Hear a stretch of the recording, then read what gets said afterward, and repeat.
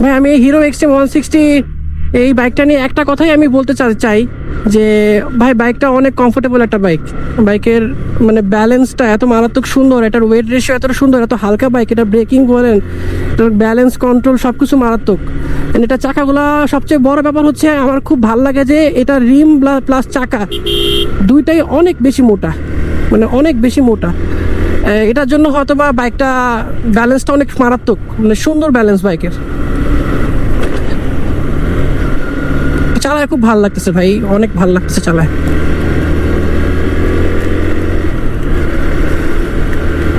সুন্দর একটা weather, 300 fit, বৃষ্টি পড়তেছে, আমি বাইক চালাচ্ছি, মানে মাশাল্লাহ সুন্দর অনুভূতি,